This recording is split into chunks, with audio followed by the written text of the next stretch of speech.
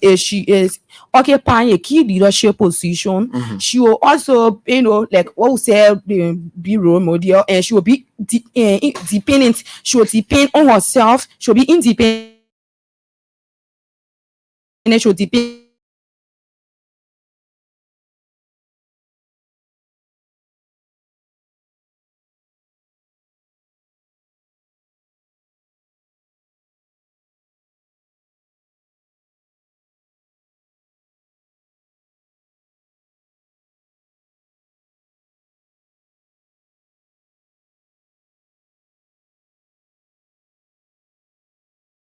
in certain positions. So it helped them to be informed. It also helped them to be independent, not to depend on others, and help also other people will stop taking advantage of them. Okay, so we talk about the importance, and now let's talk about the challenges some women go through when they are in leadership. Okay, some challenges that women go through when they are in leadership position is insecurity. The woman, because they maintain advantage of her because of her strength, her physical strength. So let's take an example. The people sometimes they have meeting in the night, and the woman have to get up in the night to go for the meeting. Why going? It can be possible that people can jump on her, hurt her, and even take advantage of her because of her physical strength. So we go through a lot of challenges because we are insecurity, no protection, no security for us. And again, the cultural barriers stop women from taking part in leadership position. Let's say, for example, in the villages, where sometimes they say, "Oh, woman is not supposed to see the country devil." So in that case, she's not supposed to take part in key leadership position within that village. Reason is the person that's taking key leadership position in that village is supposed to see the devil, and the woman is not supposed to see the devil. So it stops her from being taken into that key leadership position. The cultural barrier, and also and insecurity. Asha, you want to add to that? Yeah, so I'll also say lack of support from our fellow GYW and also from our male left group. So you can also notice that in schools, even in a various school, if a girl brings on him says she wants to run for a certain position, and a guy is going against, so you always notice that our fellow friends they will see the girl as the losing team. So they will definitely go behind the boy. And again, another thing is bullying. The boys supposed to be there to serve as allies for us, as backup, but then they will bully us whenever we raise our hands to do things. They will talk to us in a way we feel weak about it. And another thing again is going out there. We need to also learn how to build our self-esteem as the GYW. If you want to go for something, yes, talk to yourself. Say, I can do it. I can go for it, and I can make it. So one thing I know for sure is that as long as you believe in yourself, no matter how the whole world works against you, you can believe that you can do it on your own. So we should also build our self-esteem in ourselves, that we can do it, we can go for it no matter what. Okay, so with all that, you've said about the challenges that women go through when they want to be somebody in leadership position. What can we do to stop that? What can we do to limit those challenges? Okay, so like what I said from the beginning, I said insecurity, and also I said the cultural barriers.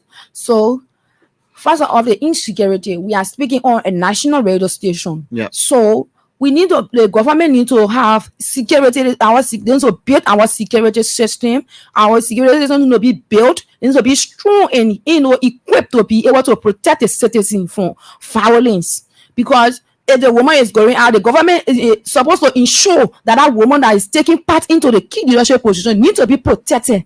All candidates need to be protected from all sorts of violence. And we go to the cultural cultural barriers. Yeah. We need to make awareness in the villages, so our fathers in the villages, our areas, so that they can be able to stop that cultural barriers from stopping women into leadership position, to be able to break that law that all women are supposed to be part of this particular position. They need to break that cultural barriers and need to break that law, because the law is really affecting people. The law that have been existing since long times ago, that have been stopping women from being part of leadership position, and I also make we the girls see our parents, our mothers, our sisters, they are stopping to take part into key leadership position. I've seen law that stopping us today. So we need to make awareness in the villages so that people can be able to stop that barriers, to break that barriers that women are supposed to take part into key leadership position because of,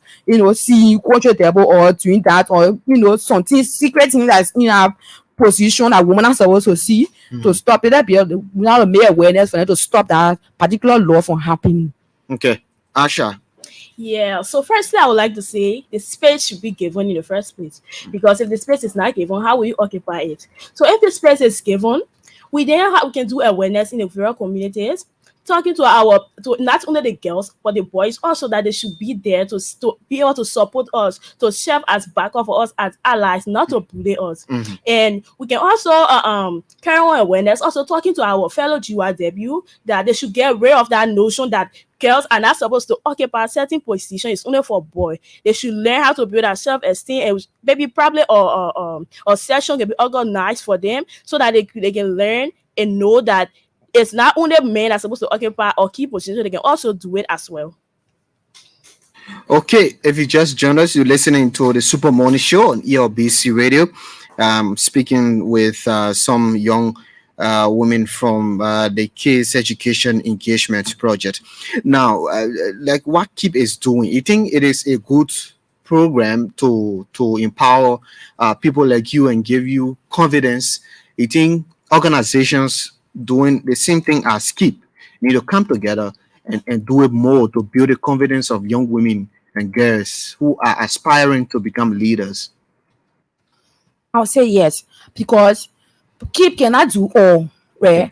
And the population in Liberia is so much that KEEP cannot reach to every aspect, every part of Liberia. So all organizations that are listening to us, they need to come out, they need to stand up also to be able to speak of girls and young women participation into decision-making position. And they be able to reach to all parts of Liberia that KEEP cannot reach. They need to stand up. Even the government sector too need to stand up. The civil society, they need to stand up and speak for girls and young women. Also, places that KEEP cannot reach. Let's say, for example, we are in Mosorado right now, and we are specifically in Pinsville. So other organizations can be in other parts of Mosorado or other parts of the counties that they can be able to be speaking also for girls and young women, so that they can be able to take up key leadership positions in the country. KEEP cannot do all. We are kind of asking all of civil society organizations, the government sectors, the gender, so they can be able to come out to reach to all parts of Liberia, in the counties, the villages, so that they can be able to speak and make the awareness all over, that people can hear it and stop the barriers that are stopping women from taking part in the key leadership position. Okay, yeah. So, like, this is Liberia, and Liberia is a country and not a community. So, it's definitely impossible for one person or one group to convince everybody or to go and do awareness in every part of the country. Is not possible. So those who are listening out there, maybe from the government, from Ministry of Gender and other places, you can join us and let's put our voice together and improve our country. Let's put our voice together and help our others UIW up there to have a clear understanding that they are able and they can participate in decision-making processes. Okay, I know all of you, you guys are following the elections. To talk about peaceful elections, what needs to be done to ensure peaceful elections? I know there are women also participating. They'll be running for representative, senator, and president. But what we need to do to have a peaceful election? Okay, so the first thing we need to do to have a peaceful election is, especially for the young people that are always in no victim mass of violence in this country, and they are also the perpetrator of violence because they are influenced by the politicians who will be able to influence them to perpetrate violence in this country, and at the end they will also be victim mass. So we're speaking to the young people to stop the violence, that they feel they are all the National Youth and Student Summit who was speaking on that. The young people need to stop the violence within this country. We need to stop bringing people personal lives into political discussion, because it also causes violence. And we need to also stop discussing issues that is not relating to our growth within this country.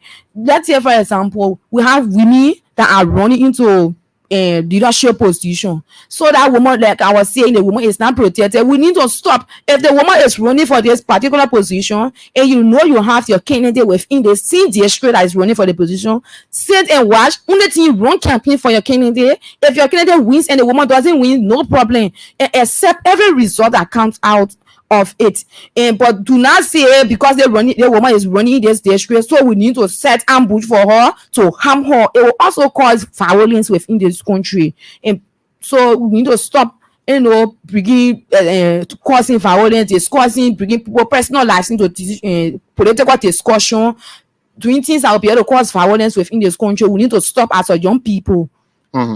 Yeah. Okay, so I'll just follow her by saying, speaking to that personal lives, this election, I don't think that people are supposed to be bringing their friends' personal lives into this election process, and that may also cause violence. Another thing is that the parties should also learn how to respect their friends' own day and schedule. So it's why we always the other party say I'm launching this time, and the other party to want to launch at that same time, or they are not launching but just want to do something other at that time too, and probably it might cause some form of violence. So we need to respect each other time and schedule. We need to respect each other own view as well, and also start bringing people lives into politics. Okay. So now talking about peaceful elections still, what are you doing? Are you talking to your peers in the community to avoid getting into electoral violence? What is it that you're doing to ensure that people like you don't get involved into electoral violence? Yes. So for me, like the few time people were going out for, like let's say for example, and we have a representative in our district, they were going to behind the representative. Sometimes they will be making some remarks like, if the election, if we don't win, we will shoot. What will do this? I say, let us keep the peace.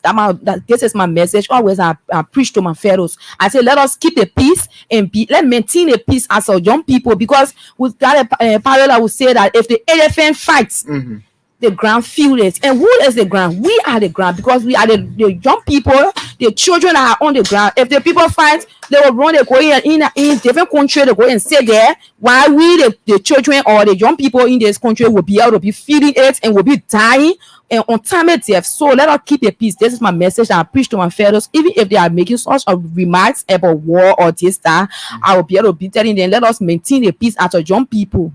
Okay, Asha, before we go to your colleagues. Yeah, so we also had this project that we were doing called the civic education, where we were educating our other friends on how to avoid violence during election, especially first-time voters. Because some people say that most of these things that are happening because of first-time voters, this, that, this. So we took the initiative to talk to our friends who were in the various community, and also on radio to talk to our friends, telling them some things they need to do and not to do, the do's and don'ts of election, in order to avoid violence, so that we can have a peaceful election.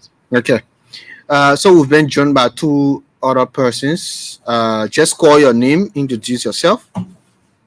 Yes, I'm Thomas Dizion from that of Agito. Okay.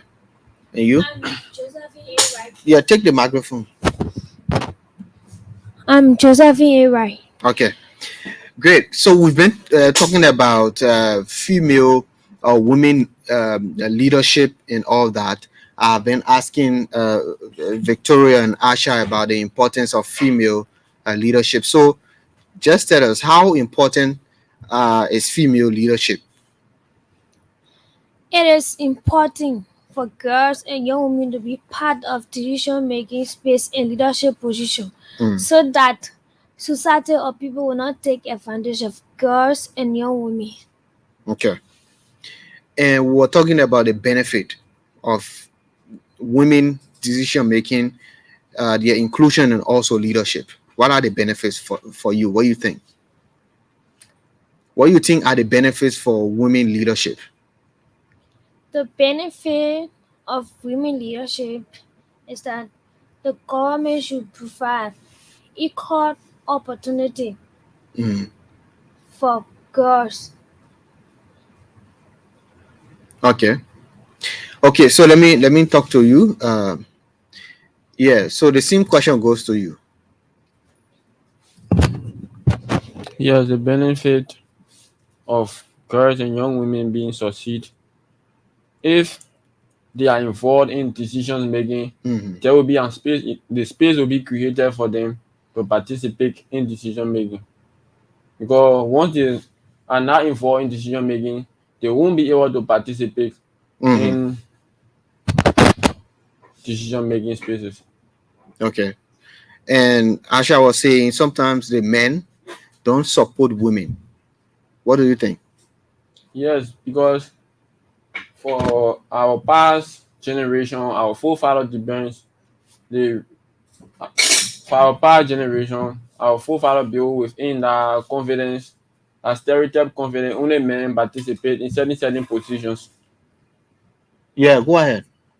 Only male participate in certain position. It is only important for a male to be elder within the era, and that show difference. It differentiate the gender. Yeah. So once women are given an ample time to be part and parcels of decision making spaces, they will be able to at least participate in the country and society as well. Okay. Okay. So Asha, again, I'll come back to you. Looking at I was asking Victoria about what she's doing in her community to encourage your peers not to get involved in election violence and all that. Yeah, so one thing I always do is that I talk to my friends about this argument and things, especially the younger ones. It's not everywhere that you will go and then sit down to argue in politics and even go deeper. At least as our young people, you should know how and where to argue about election business, because you don't know who is there or that person in a party. You don't know what they are capable of doing for their party. So if you are definitely saying something that is going against their party or something, they might get mad and want to maybe retaliate. So I always tell them that do not get involved into unnecessary arguments on this politics. Even if you argue, if the person is not supposed to win, they will not win. So we should just wait for the voting time and go in and vote. First, we also everybody know that our vote is our secret, so it's not even something that we are supposed to be discussing outside in the first place. Sure. Okay. Yeah, Victoria. Yes, like she said, we're not supposed to take part into unnecessary discussion. It is true because you don't know the mind of others. Your vote is your secret. It's something that you're supposed to keep at heart.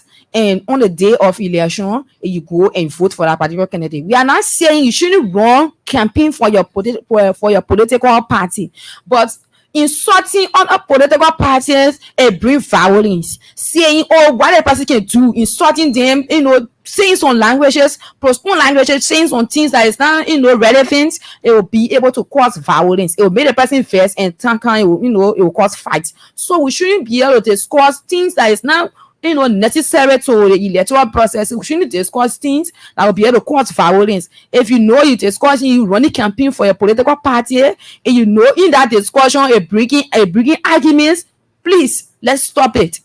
If you running campaign and a bringing arguments, maybe you're sitting at a tea shop or somewhere in group, in gallery, that you're discussing about your political party, you running campaign in a monarch group, and you know that a causing argument, please you just stop it right there, and because you know very well what your political party can do. And if you know that you're running campaign and you're causing violence, you stop it right away and you move on. Because if you continue that argument, it will make, it will cause violence, and maybe fight will occur in the first place, and maybe you'll be able to hurt someone, or someone may hurt you in that process, then will just cause violence. Because the political party, the people you are running campaign for, the people you'll be fighting for, if they even get there, so that they won't know you. So that even the people say you're fighting for, they don't know you. Sometimes if you go, you fight, you make yourself to be like, you spoil yourself in front of your friends just because of that person, the person who don't know you. Then after the election, you won't be able to face your colleagues anymore. So please don't spoil yourself, or don't cause violence. Don't go and make confusion with someone because of politicians. Because if the politicians get there, they won't know you. Okay, so you want to add to having a violent-free elections, and how you are talking in your community to your peers, to your friends, not to engage in electoral violence? Yes. Yeah, go ahead. Like, as for me, I always motivate my fellow youth, most especially the first time voters. Mm. Just making voting our right, it is good, but we should know how to live in a community. This voting capacity is enlarged to everybody. So safe, the way you take this campaign, you be safe, and how the country will be safe. I always keep them on the red points, motivate them, avoid violence, keep on the tongue and reach. You vote your choice. Okay. And you? Well, I talk to my fellow student to be respected and also to not make argument, because if we making argument against one another, then the person that you making that argument with your friend for and that person lose, and then you'll be embarrassed to face your friends, also family. Because of this party, people are turning their back on one another because all they think that the other person will not win and then the other person win. That is not fair. We all need to be together as first time voter. Okay. Okay, so if you want to be a part of the program, you can call us on 080514096, 080514096. Better still, 0770581886. I have with me some young women and the male from Kids Educational Engagement Project KEEP, and we're talking about the need for more women participation and decision making in leadership positions, and also having a violent free elections. Now, all of you, okay, let's take this call off first. Good morning. Good morning. Hello. Good morning. Morning. Good morning. Okay, so let me take this call. Good morning. Yeah, good morning. Morning. What's your name? Okay, this is Ian Desmond Cholo do join you from River G County, Fisher City. Yeah, go ahead. Okay, I mean, I appreciate your studio guests, and then I think it's very much necessary that women participate in a society. Just on the contrary that you were saying, we cannot totally forgo our culture. That's saying, oh, because of this, in the interior places that, oh, because the country society are also, you will not find that woman will make way through. But we cannot totally forgo that, and because it's our culture, it's our tradition. But yes, still, man of that, in the interior, there's that the woman still need to participate because they will still have followers, and their follower can make way through there and talk whatsoever they want to talk there, and then come back. And so that was to election violence free is much important. We are seeing that callers are losing their life even during the pre-campaigning and during the campaigning period. You see that people losing their life because of somebody who not even know them. So even if you are well known and if you are known by your candidate, you know still how to be that much violence or carry on brutality because somebody really talking bad about your candidate. And so we need to really stop that. We need to put stop to that. Or even if we cannot totally stop it, but we need to minimize that. Education. And then on a plan of let's say election during the voting process, where we say invalid vote. The invalid vote is not only the first time voters, but also the old people and that are some young people who you see that they are that much potential, but in that during their childhood age they never went to school, so some of them they can't write, so it causes problem also. Yeah, so the election violence let's say invalid vote is everybody's business, and so everybody. Oh, seem we've lost him. But anyway, call us on It is 0514-096 or 0770581886, 0770581886, 0800514-096, and be live on the show this morning. Let's hear from this person. Morning. Good morning. Good morning. It seems we have some problem with our Lone Star line, but call us on 0770581886, 0770581886, and be live on the Super Morning Show this morning.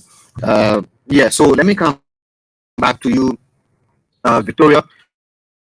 So as we end this program, moving forward, what would be your recommendation?